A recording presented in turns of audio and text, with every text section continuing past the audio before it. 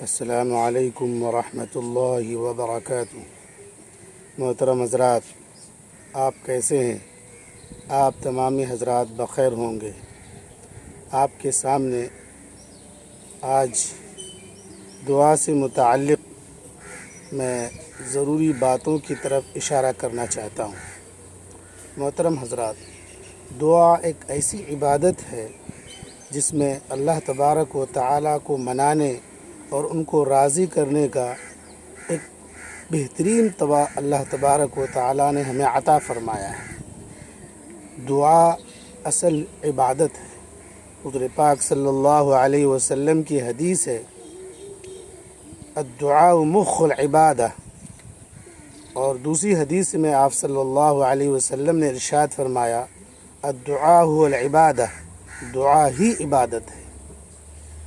اللہ تبارک و تعالیٰ سے التجا، الہا وزاری کرنا اور اپنی ضرورتوں کو مانگنا، یہ اللہ تبارک و تعالیٰ کو بے حد پسند ہے۔ جو بندہ اللہ تبارک و تعالیٰ سے لو لگاتا ہے، مانگتا ہے، گڑ گڑاتا ہے، اللہ تبارک و تعالیٰ ایسے بندوں کو بے حد پسند فرماتا ہے۔ اور دعا مانگنے کے لیے دل اور دماغ کو اللہ کی طرف پوری طرح متوجہ کرنا ضروری ہے، اور جب تک دل اور دماغ سے اللہ تبارک و تعالیٰ کی طرف لو لگایا نہیں جائے گا، اس وقت تک اللہ تبارک و تعالیٰ کی رحمت آپ کی طرف متوجہ نہیں ہوگی۔ اسی لیے جو بھی مانگے اور جب بھی مانگے، اللہ تبارک و تعالیٰ کی طرف پوری توجہ کے ساتھ، پورے دل اور جان کے ساتھ اللہ تبارک و تعالیٰ سے اپنی ضروریات پوری کرنے کے لیے مانگے۔ اللہ تبارک و تعالیٰ بے حد کرم فرما ہے، بے حد معاف کرنے والے ہیں، بے حد عطا کرنے والے ہیں، رحیم ہیں، کریم ہیں۔ آپ تمام کے سامنے دو ایسے واقعات میں بیان کرنا چاہتا ہوں جس واقعہ کے ذریعے سے آپ تمام کو اندازہ ہوگا کہ کس طریقے سے، کس انداز سے اللہ سے مانگا جائے کہ وہ اللہ تعالیٰ عطا فرماتا ہے۔ موسیٰ علیہ السلام کا زمانہ تھا اور ہر طرف قحط پڑی ہوئی تھی، بارش زمانے سے نہیں ہو رہی تھی۔ موسیٰ علیہ السلام نے اعلان فرمایا کہ آج استسقاء کی نماز پڑھی جائے گی، تمام حضرات میدان میں آ جائیں۔ سارے لوگ اکٹھا ہو گئے اور نماز پڑھی گئی اور دعا شروع ہوئی۔ لمبی دعا کے بعد بھی بارش کے کوئی آثار نظر نہیں آئے۔ اخیر میں موسیٰ علیہ السلام نے اللہ تبارک و تعالیٰ سے التجا فرمائی، اے اللہ، اے باری تعالیٰ، آخر کیا وجہ ہے اتنی دعا، اتنی الہا وزاری کے بعد بھی ہماری دعا قبول نہیں ہو رہی ہے؟ اللہ تبارک و تعالیٰ کی طرف سے وحی آئی اور موسیٰ علیہ السلام سے فرمایا کہ اس مجمع میں ایک گنہگار ہے جس کی وجہ سے دعا قبول نہیں ہو رہی ہے۔ اعلان کیا گیا پورے مجمع کے، اس مجمع میں جو بھی گنہگار ہے، خطا کار ہے، اس مجمع سے نکل جائے، اسی کی وجہ سے بارش نہیں ہو رہی ہے۔ اس مجمع میں واقعی ایک آدمی بہت گنہگار تھا، اللہ کا گناہ باغی تھا۔ اس نے یہ سوچا کہ یہ گناہ میرا اور اللہ کے درمیان مخفی تھا، چھپا ہوا تھا۔ اگر میں آج اس مجمع سے سب کے سامنے نکل جاؤں گا تو میری غلطی سب کے سامنے آ جائے گی۔ اسی لیے من ہی من میں بہت ہی اللہ تبارک و تعالیٰ کی طرف پوری طرح سے متوجہ ہو کر دعا مانگنے لگا اور کہنے لگا کہ اے اللہ، یہ میرے اور آپ کے درمیان کا معاملہ تھا، بس آج سے میں توبہ کرتا ہوں، آج سے میں اپنی غلطیوں کی معافی مانگتا ہوں، مجھے معاف کر دے اور میرے راز کو راز ہی رکھنے دے۔ اس کے بعد فوراً بارش ہونے لگتی ہے۔ تو موسیٰ علیہ السلام نے اللہ تعالیٰ سے فرمایا کہ اے باری تعالیٰ، اس مجمع سے تو کوئی نکلا ہی نہیں، پھر آخر کیسے بارش ہو گئی؟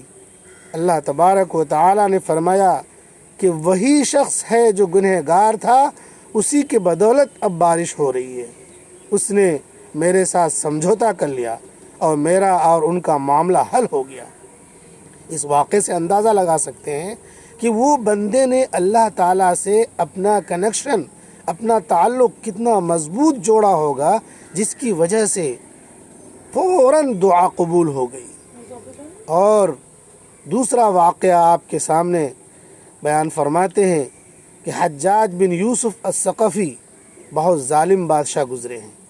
ان کا واقعہ مشہور ہے کہ اپنی بادشاہت کے زمانے میں انہوں نے بڑے بڑے مظالم کیے ہیں، بڑے بڑے قتل و غارت گری کی ہے۔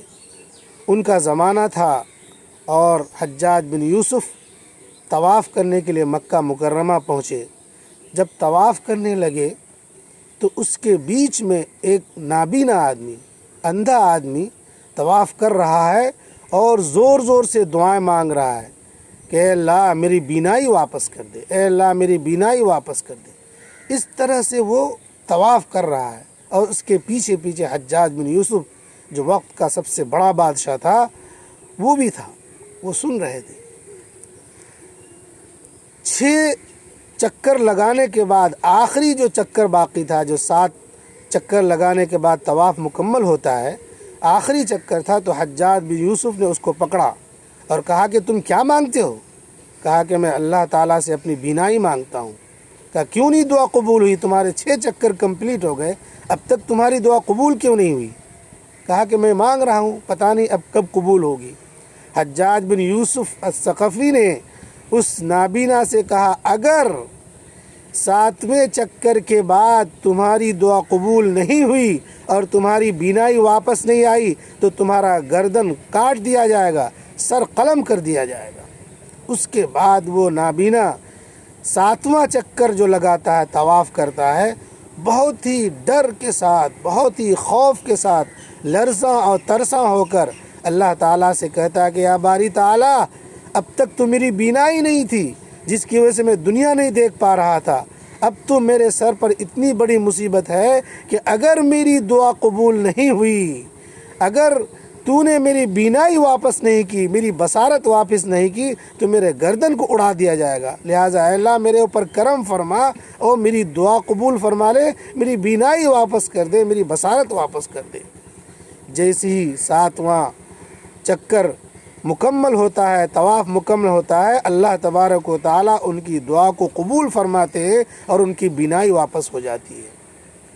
محترم حضرات، اس واقعے سے یہی اندازہ ہوتا ہے کہ جب بندہ اللہ تبارک و تعالیٰ کی طرف پوری طرح سے متوجہ ہو کر، پوری طرح اللہ کو اپنے حاضر و ناظر سمجھ کر اپنی حاجت کو رکھتا ہے، اپنی ضرورت کو رکھتا ہے، اپنی پریشانیوں کو رکھتا ہے، تو اللہ تبارک و تعالیٰ ان کی دعا کو فوراً سن لیتا ہے۔